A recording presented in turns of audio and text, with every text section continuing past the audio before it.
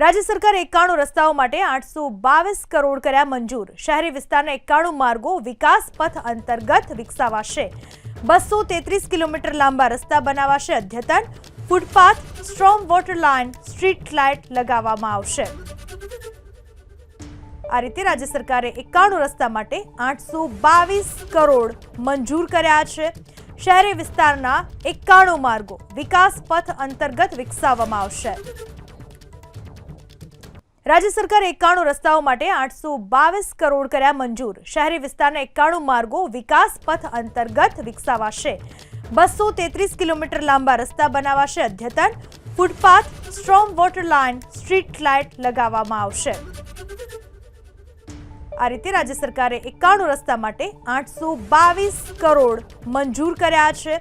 શહેરી વિસ્તારના 91 માર્ગો વિકાસ પથ અંતર્ગત વિકસાવવામાં આવશે।